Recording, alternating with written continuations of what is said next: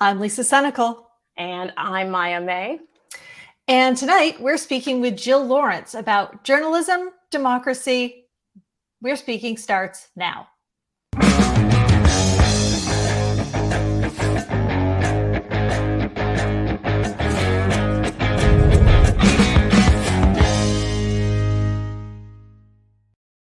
You mean we're not speaking about Elon Musk like everybody else is? What?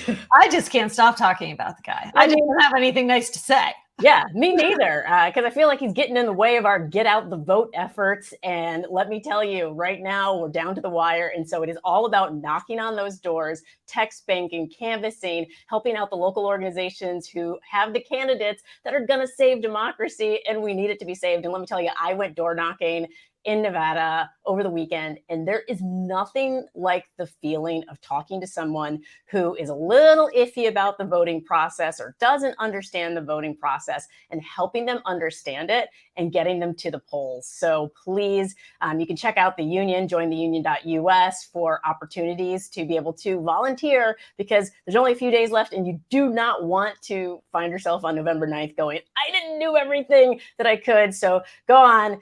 Get there knocking. I said I was going to sing knock, knock, knocking on democracy's door. But I guess I just did. You just did. Yeah.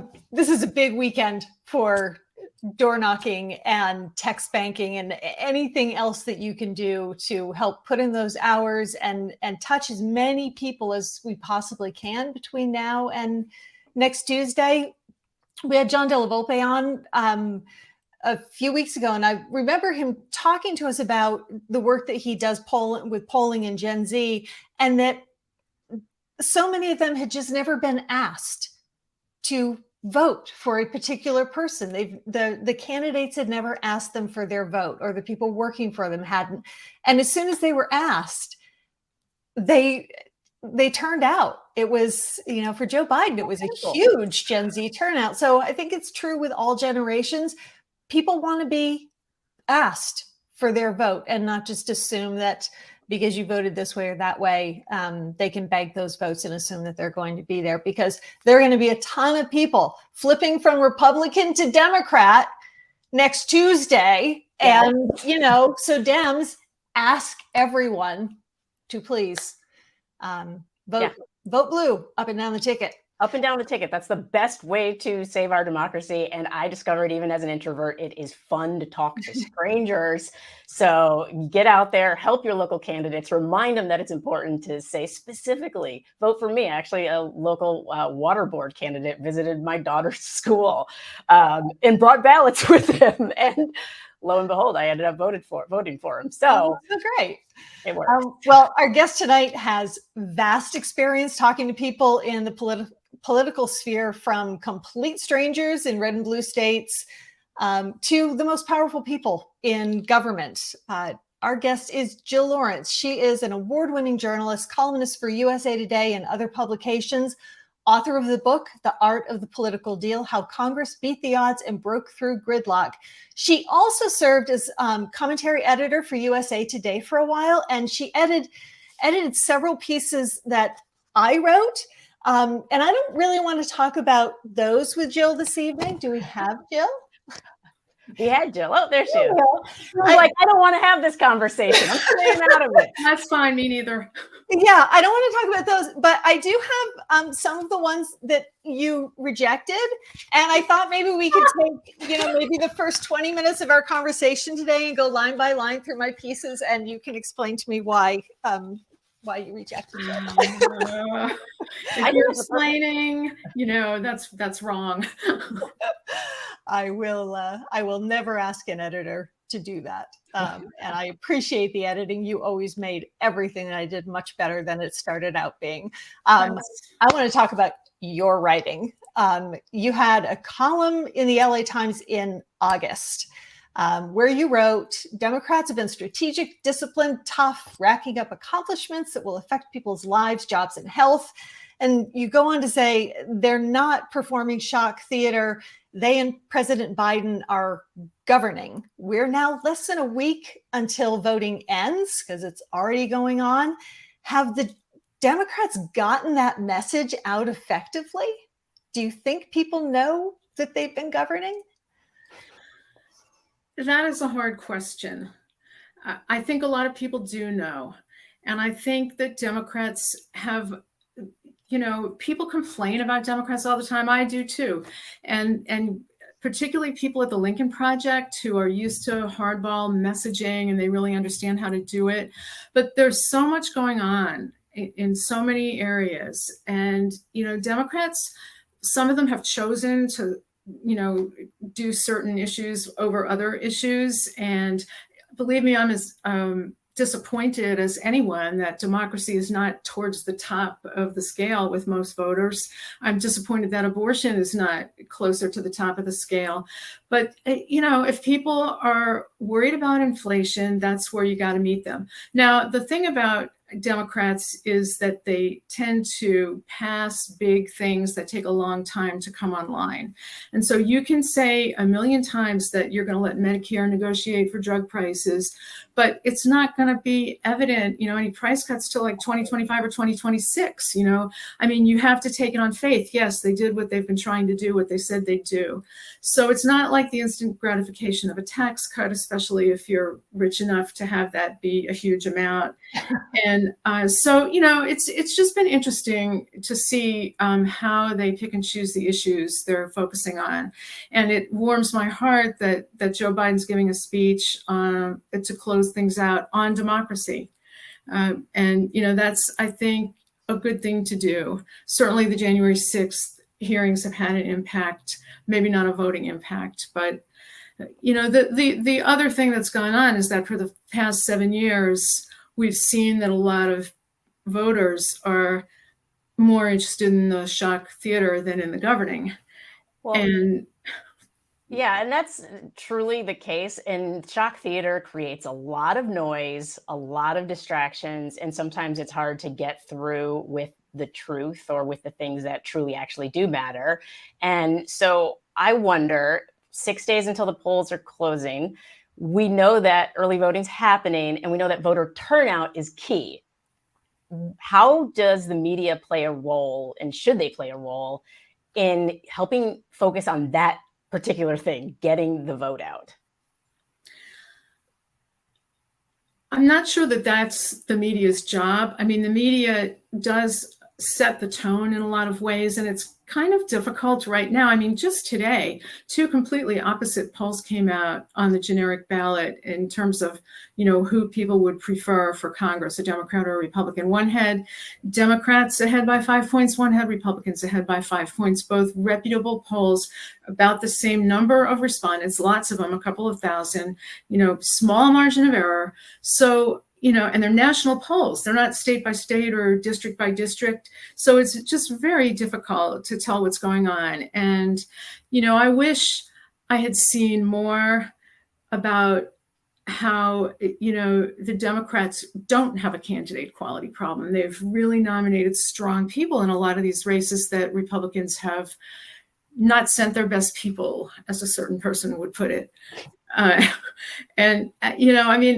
There's been a kind of a downbeat against the historical pattern of losing seats for the ruling party in an election like this.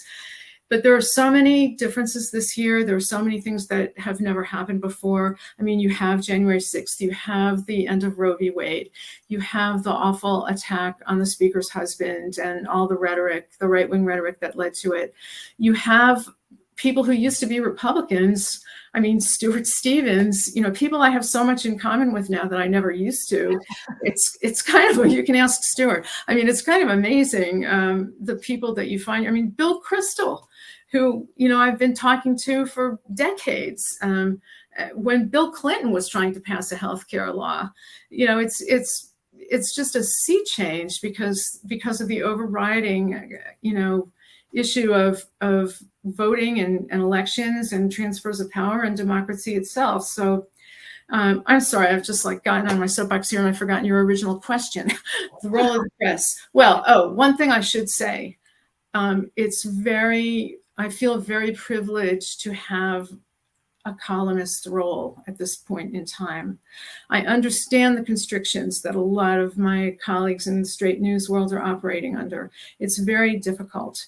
And, to have the freedom to call things as I see them and backed up as best I can with whatever evidence is out there, and facts I can find is really, I don't know how I would perform, because I spent so many years covering presidential campaigns, and it was, I won't say it was easy. I always thought politics was one of the hardest beats because there were so many nuances, but there were so many Republicans that I admired, maybe not in whole, but in part, certainly in the same way I did Democrats. And now the equation has changed. And as I say, it's just wonderful to have this platform, and I try to use it in ways that hopefully will help or make an impact.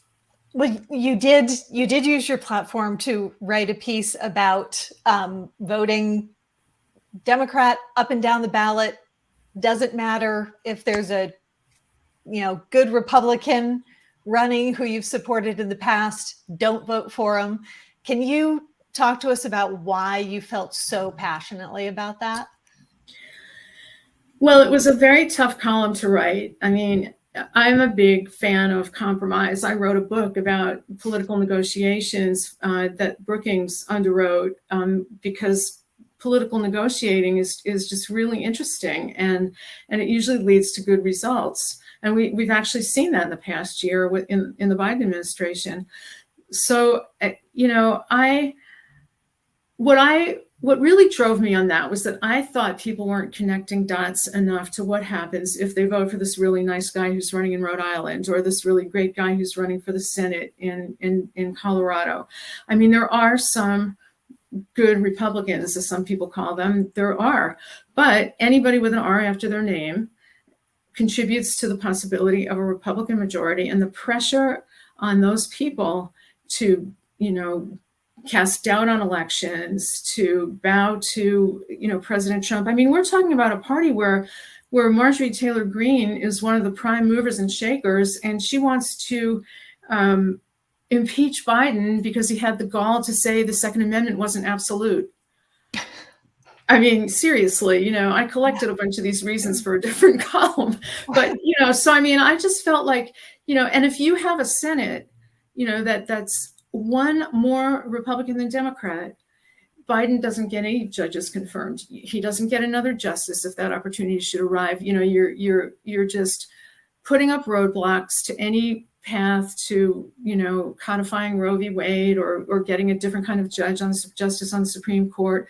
It just seemed to me that you can't look at this great guy in Rhode Island who used to be the mayor and just kind of think, well, I like him, I'm going to vote for him. It's a bigger picture than that. And that's especially also true of governors and secretaries of state and attorneys general in the states. So, you just look at the big picture. I didn't say don't vote for them ever. I said this year, don't do it. And it was hard for me. I felt really bad. I would feel terrible if democracy falls. So I think it's better to say it. That's for sure. Exactly. Do you find that a lot of your colleagues, do you wish that there was a better way for journalists to be able to voice the fact that this is a very different kind of race? I think often there's all sorts of training for different professions when things change, right? Like in the medical profession, they have to have updated training. But with journalists, when fascism came along and authoritarianism in our government, there wasn't really a shift to saying, okay, we need to learn about this before we report about this. Do you wish that there were something like that, or how would it change things if journalists were able to take the time to do something like that? There's a lot of guidance out there from a lot of different people, and some of it's conflicting, and some of it conflicts with, the journalism tradition and history of telling the story. Now, if you can say, he said the sky is blue, and that is true, or he said the sky is green, but actually it's blue, that you can say, but so many things in politics are on the margins. I mean, we're finding now that there's a lot that's not on the margins, and there's all kinds of debates going on, for years. What is a lie? How do you define a lie? How do you know what the motive was? We try not to get into motive. That's kind of, you need the evidence. You can't just try to psychoanalyze someone or overlay your own political opinions on it. It's very, very difficult. I don't think people understand how hard it is. And the other thing, I mean, I was very lucky the last few years to be an editor and choose headlines for things, and still to some extent have some influence, not all, but some influence. And most reporters do not choose their own headlines, and they could write the story as they see it, and someone may decide that something else will get more attention, or that more truly captures the essence of the piece. I mean, it's a collegial group project, and you don't have final say. So I think everyone in journalism is very much aware of what the stakes are, and the sort of asymmetry between the parties at this point. And I'm just not sure how much more people could be doing. Now, I may not be the best person to talk about this. I read online. I read papers online, and I don't watch any cable TV. So I do mostly murder mysteries and, shows where justice is done. Yes, it's nice when it all gets wrapped up in an hour, or at least in 3 or 4 episodes. Exactly. Yeah. Yes. The stuff that takes years to find out how it's going to turn out is a little more difficult for all of us to deal with. Since you mentioned lying, I have to ask you a question about the possibility of Trump announcing. He is a master manipulator of the media. He knows how to create things that are news. But there are also times when it's not news. There were a lot of his, rally after rally getting covered, and that wasn't all news. A lot of it was saying the same thing, or he would do something outrageous to intentionally get coverage. Even lie outrageously, which has turned out to be, something that really works for him. Do you think if he comes back out full force as a candidate again, the media will deal with him differently? Or would it be appropriate for them to? I think that he was such a novelty and such a force that there was too much coverage. And I don't make the decisions at these networks. I don't know if they would make the same decisions based purely on finances at this point. I think, newsworthiness would have to play some role. And we can't forget all the legal situations that are unfolding and where he may be as this year concludes and the campaigns begin next year. He's going to be so preoccupied with so many different serious situations, I think. I mean, we can see them all right before our eyes. It was very heartening to see that the Supreme Court is not going to block Lindsey Graham from testifying in Atlanta on the Georgia voting probe. So, we don't know what's going to happen, but the January 6th prosecutions and sentencings are continuing. And I think, one of the things that's going to be happening is real test for the rule of law in America. And if all of these underlings end up in jail or, on probation or have penalties of some sort, and the higher ups aren't, and the people at the top do not get punished, that is a very interesting dynamic. And or even if Trump is tied up in court all next year, I just don't think that other Republicans are going to sit aside and let that play out without someone competing against him. I mean, you can see Mike Pompeo and Mike Pence and Ron DeSantis and Tom Cotton. I mean, everyone is kind of moving towards the center stage more and more. And I don't know how they bridge the divide between, the old party and the Trump party. Or maybe they don't. Maybe they choose one side. But there's going to be a lot of people on stage with him. So, and I think, that the media is maybe unnoticed, that these people should be covered, in a different way than maybe Jeb Bush was covered in 2016, or Ted Cruz. That the Trump presidency was not ideal, shall we say. Well, and I think, speaking of men who make it all about themselves, we joked about Elon Musk up top, but now we have this man who is apparently not used to accountability either, and he's head of what could arguably be the town square for political conversation and discourse among people who follow politics. And I'm noticing the media is actually covering this differently. It seems like they're covering Elon Musk in a way that I'd like to see them cover Trump, because they are calling it out. So that actually concerns me, because it tells me the media might be more afraid of Trump than they are of the richest man in the world. I think Trump got called out. It just didn't have an impact. I mean, at USA Today itself, they did a huge study of his litigiousness and all of the lawsuits he had filed against people, and people had filed against him, and how he stiffed all his contractors. And I mean, and that was just one drop in the bucket. Big bucket, all kinds of stuff coming out. It just, he's Teflon Don. What can I say? Maybe not anymore. Maybe not with the courts. The courts, are an interesting phenomenon, because I think they may be the best weapon against, disinformation, and maybe the best weapon for preserving democracy. They certainly came through in the election fraud cases of 2020. And so hopefully, we're going to see that happen again. And it's, but I just, I wouldn't, Elon Musk drives me nuts. I've been writing about him for a while. I mean, he went online and started mouthing off about how, this was a few months ago, how Wellbutrin ought to be taken off the market because somebody told him once at dinner that they had a bad experience with it. And, I mean, how irresponsible is that?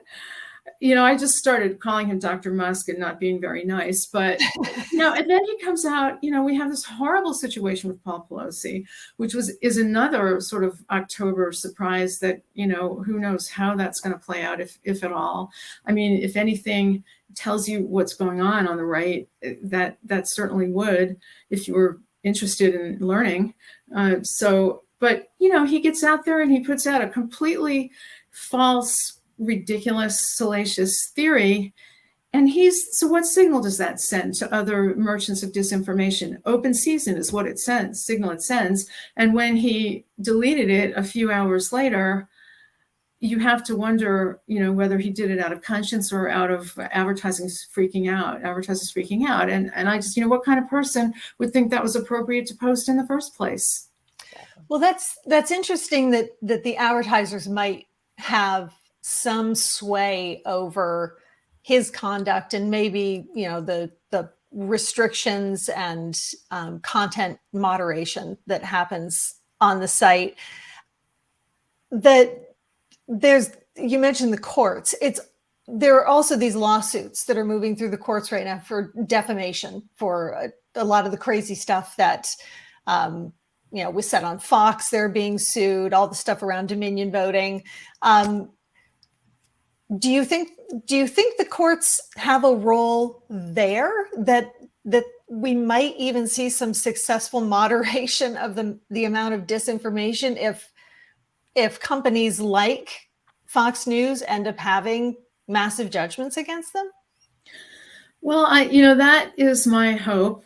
We've seen what's happened in the InfoWars Alex Jones suits that the Sandy Hook parents filed. We saw what happened with Seth Rich, the DNC staffer who was defamed on Fox News, and they got a settlement. His parents got a settlement, and a retraction. There's so much money at stake in the voting technology lawsuits by Dominion Voting Systems and Smartmatic. I mean, they are just looking for billions and billions of dollars from Fox and OAN and from Newsmax, and also all of Trump's allies. Rudy Giuliani, Sidney Powell, Mike Lindell, the Overstock guy. Patrick Byrne. Just they're looking for billions of dollars, and this is all going to play out next year and the years after that. So hopefully that will have an impact. And the other thing is, this is sort of gossip, but maybe not, because there's some reporting behind it by a bunch of people. But there's a book coming out in a couple of weeks, November 15th, I think, about the Murdochs. And there's some sense that, 3 of the 4 siblings would like to clean up the Companies Act and not go around destroying democracy. And so when the shares are divided among the 4 siblings, that's kind of a long range situation that is worth keeping an eye on. That's actually leads us into our next question, which is perfect, because we are very polarized in our media, in our news. And so let's just say we continue on this path of polarization. What does coverage even look like a year from now, if that's the case? And what would it mean for democracy? There are Democrats like Pete Buttigieg and Tim Ryan who go on Fox News and they do all right. And there are people like Barack Obama who somehow manage to sometimes talk to people on the other side of the aisle or in the middle of the aisle. And he's out there campaigning in a very cheerful way for a bunch of Democrats and asking questions like, who's got your back? And, it's kind of a very universal way of looking at some of these things. And so, I think that politicians like Tim Ryan have a big future. He didn't get any attention for his presidential race except from USA Today Ed Board, which had him in and listened to him. I think he's going to come out of this race very strong, whether he wins or not. He's kind of, showing a way forward and, showing that we don't have to be so polarized. So, yeah, that I hope people deciding to run for office and people who are listening to politicians really start picking up on the kind of messages that Ryan does put out, because it's a relief. It's just to be able to have civil conversation with people you disagree with. It would be nice if we could all get back there again and not have the food fights that are going on right now. But Jill, thank you so much for joining us today. I really appreciate all the insight that you've been able to give us. Well, thank you for having me. I've really had fun. All right. Thanks. I am really hoping that we all get on the same page, and that's the voting page. It's actually on us. We consume our media from many different sources now. And so my hope is that the truth will be louder than the noise that's being created by the Republican Party. So everybody, please, most important thing that you can do right now is phone bank, knock on doors, help local candidates. So I'm going to say that one more time. Yeah. And I'll say it too. We have 1 weekend left. We have 6 whole days. People are voting now. Don't even wait until the weekend to start knocking doors or phone banking or text banking, because people are voting daily right now, and you can have an impact. It really, really does matter. So you can do it from your couch. Hey. Literally, it's easy. You can do it in the bathtub. Yeah. Just don't drop your phone. And then join Tara Setmayer and Rick Wilson tomorrow night for the breakdown at 7 p.m. Eastern. And we will see you all next Wednesday to see how much we know by Wednesday. And before we go tonight, we're going to have a look at the Lincoln Project's newest ad called Fincham. Mark Fincham for Arizona Secretary of State? Get real. Fincham is a QAnon fanboy and habitual liar who got caught trying to illegally overturn the election. Was there on January 6 with insurrectionist terrorists who attacked our capital and are currently headed to jail. But that's not all. He's encouraged armed thugs to intimidate Arizona voters. Is a proud member of the domestic terror group, the Oath Keepers. Doubled down when he was busted for pushing hate and anti-Semitism. And he tried to stop people from mail-in voting despite voting 28 times by by mail himself. Donald Trump won. This is the resume of the man who wants to run Arizona's elections. That is absolutely crap. He's not just wrong, he's crazy. Mark Fincham, unhinged, unqualified, unelectable. It's that simple.